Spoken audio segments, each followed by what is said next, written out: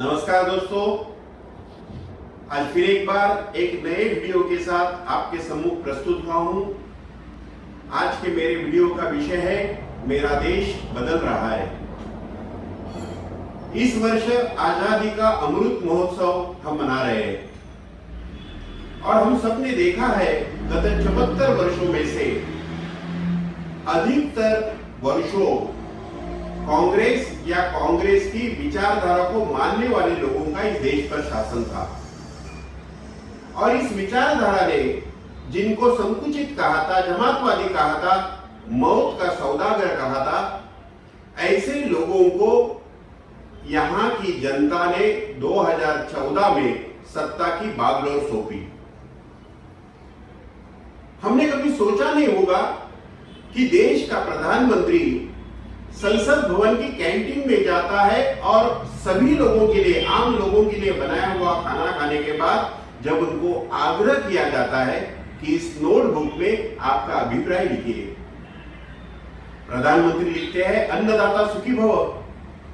केवल इस एक वाक्य से भारतीय संस्कृति के चिरंतन वैभव का एक उदाहरण विश्व के सामने वो प्रस्तुत करते हैं।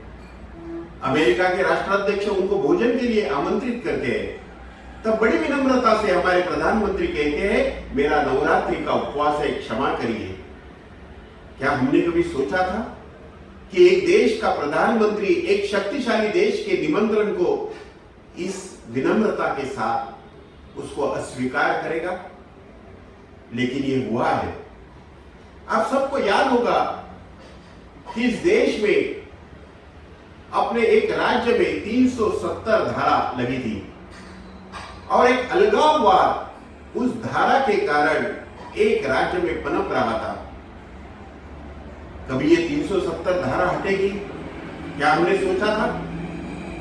1990 के दशक के बाद इस देश के एक राज्य में, जम्मू कश्मीर में सैकड़ों हिंदुओं के मंदिर तोड़े गए।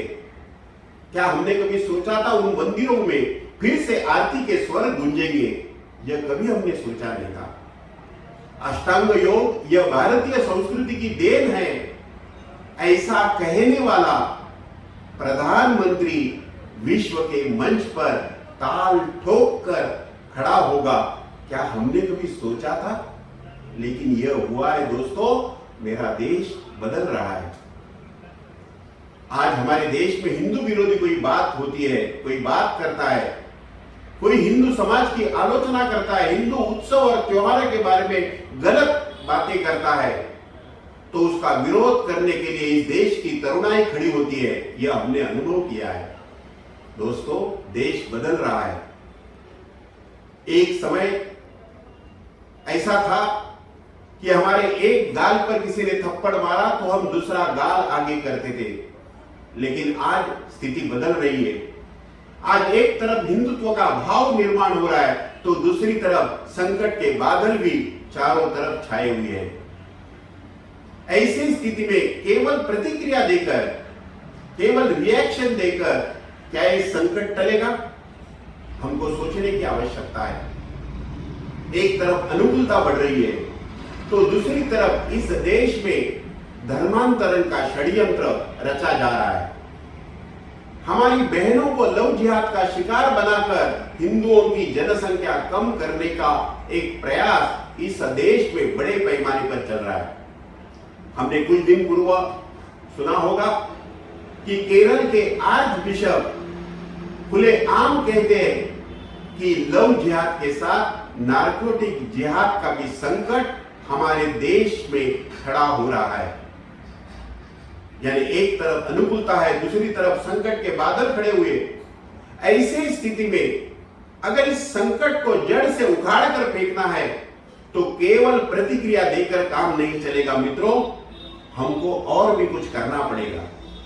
हम जिस मोहल्ले में रहते हैं, जिस बस्ती में रहते हैं, जिस शहर में रहते हैं, वहां के मंदिर हमारे समाज के शक्ति केंद्र के रूप में खड़े होने की आवश्यकता है। इसलिए इस वीडियो के माध्यम से मैं आप सबको आह्वान करता हूं, आप सबको निमंत्रित करता हूं मित्रों, आइए कम से कम सप्ताह में एक दिन आधे घंटे के लिए क्यों न हो, हम हिंदू इस नाते आरती के बहाने, सत्संग के बहाने हम एकत्र आए, हिंदू समाज की संगठित शक्ति हम खड़ी करें। जब तक एक शक्ति नहीं खड़ी होगी तब तक इस संकट के बादल हमारे सर के ऊपर हमेशा हमेशा के लिए मंडराते रहेंगे। और इसलिए मित्रों, प्रतिक्रिया देना आवश्यक है, लेकिन केवल प्रतिक्रिया देकर हमारा काम समाप्त नहीं होता, उस समय हमारा काम प्रारंभ होता है। और इसलिए मुझे एक वाक्य याद आता है आर्य चाणक्य जी का। आर्य चाणक्य ने कहा था, मुझे भय नहीं दुष्टों की दुर्जनता से, मुझे भय है सज्जनों की निष्क्रियता से। मित्रों, आइए इस देश का निद्रिस्त सिंह एक बार फिर जग रहा है, और ऐसे में देश की सज्जन शक्ति संगठित होकर इस देश पर जो अराजकता के बादल मंडरा रहे हैं, उस बादलों को परास्त करने के लिए हम एकत्र आए। इतना ही निवेदन करते हुए आप सबको बहुत बहुत धन्यवाद देता हूं और मेरी वाणी को विराम देता हूं। बहुत बहुत धन्यवाद।